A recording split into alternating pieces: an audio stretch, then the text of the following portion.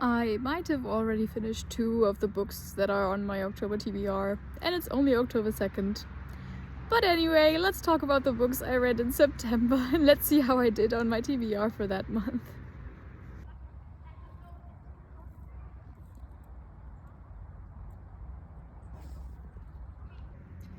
To choose the books for September, I did a spinner wheel and I did 5 spins, and I finished all of the books that I chose for each prompt. So the first 2 books were actually a manga and a graphic novel. The graphic novel was In, which I chose because it has a predominantly white cover. This was gifted to me by 2 friends of ours, and I enjoyed it. I think I can recommend it. I like the style of the graphic style, the way it was drawn. And I think I also enjoyed the story that it delivered and the kind of topics it talks about. But I don't think it's going to be a book that is going to stick with me necessarily, but it was a good gift nonetheless. Secondly, I read a manga, which was also a gift now that I think about it. This one I read... Why did I read this? I'll insert the prompt here for which I read this book. This was gifted to me by my best friend, and it was Kaisho wa Maid-sama, so our student representative is a maid. And this was one of the last installments of this manga. I haven't read any of this manga before, and I think this one I enjoyed. It was about the wedding of the 2 main characters. I think I was a bit underwhelmed with the decisions that the producer or the person who wrote this manga or who drew this manga made. But overall it was nice and not nostalgic to get back into this world, which I enjoyed as a teenager very much.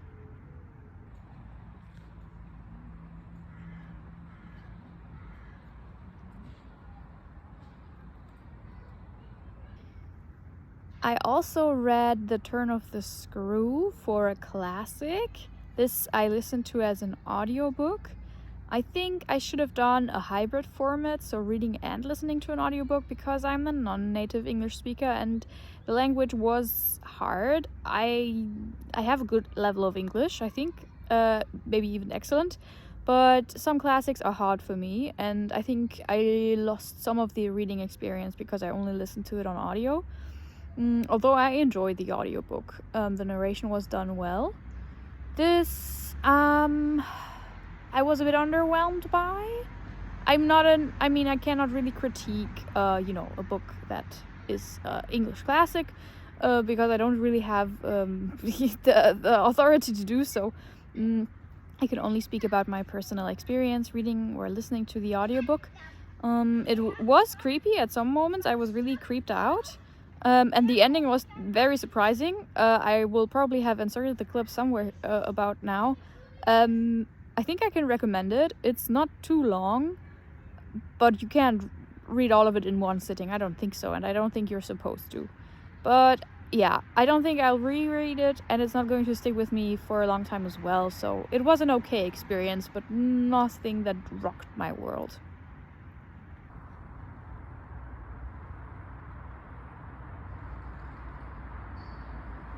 Talking about rocking my world, the next read was Inkblot's Sister Scribe for a TBR veteran. I have had this book on my TBR, on my physical TBR even, for at least 2 years. I think I bought it when we were visiting Great Britain 2 years ago, I think. And this one I can absolutely recommend, and I enjoyed immensely. I had such a good time. I was drawn back to this book again and again throughout reading it. The multiple POVs were very interesting. I like the magic system, and I must say, in the recent years, I've kind of gotten less and less interested in fantasy, and this is, I think, magical realism, so it's not a world in itself. It's still set in our world, but there are some magical elements, and this was the perfect balance between literary fiction, mystery, and fantasy, I think. So yeah, I can recommend Inkblot's Sister Scribe. And I think I would read something else by Emma Tertz. I have to research if she has other books as well. This one I really enjoyed.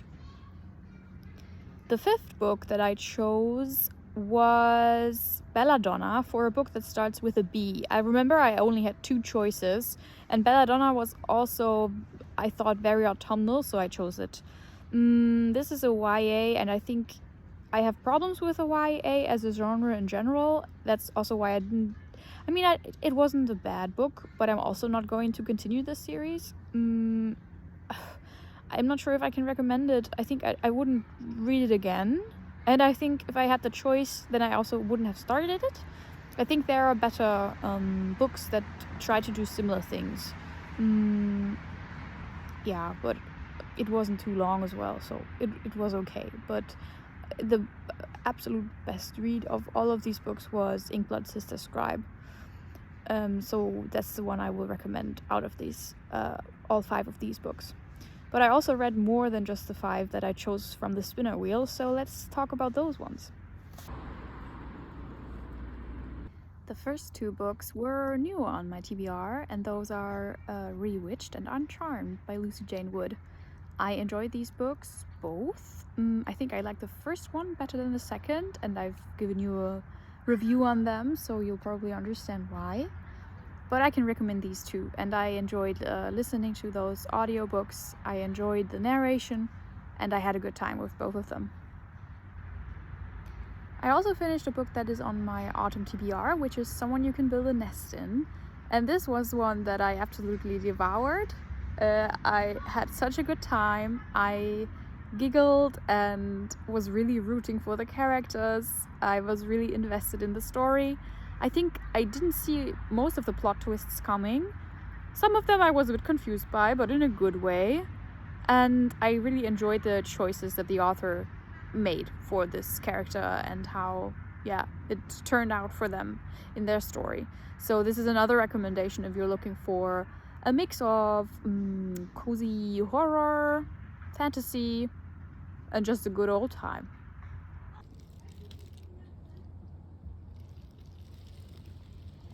And the last 2 books I'm going to include in this list are actually on my October TBR, but I read or listened to most of them during September.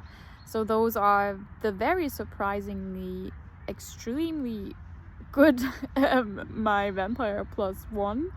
This is the second book in an interconnected standalone series, and I enjoyed the first one and I loved the second one. I think it's one of my all-time favorite love stories, fun. It's of course vampire related, so paranormal romance. I really enjoyed myself reading this book. I can highly recommend. And in a similar vein, I also devoured Hungerstone, which is a very different book. It's also paranormal, also concerning vampires because it's a Camilla retelling, but this one is, I think, historical fiction, and just a very interesting character study of female hunger and agency, and I could really relate to the main character and learned a lot from this book actually. So this one really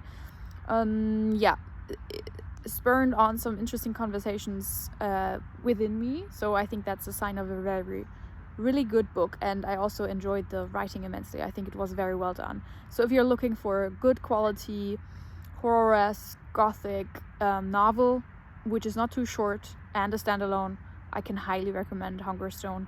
And I also check out more writing by Kat Dunn because I really enjoyed what she did with this book, and I also love the narration. The narrator had an incredible voice. I really was really intrigued by her narrating style. So I did the counting and I've actually finished 10 books in September, which I'm pretty proud of. I didn't think I was going to read that many, but I also have a good amount of audio hours on my app, so I always try to squeeze in some more audiobooks as much as I can actually.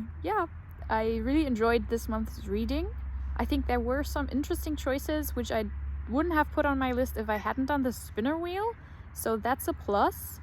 But if you saw my last video, I talked about my October TBR, and I didn't play any game there because I knew which books I wanted to read, because I have special traveling plans going on in October, so I really wanted to be very specific with the books I choose for this more spooky Halloween season, so that I don't miss out on opportunities to read these during this time of the year. So if you're interested in the books I'm going to read next month, or now this month, check out that other video by me. I hope you have a good month reading, and I'll see you in the next one.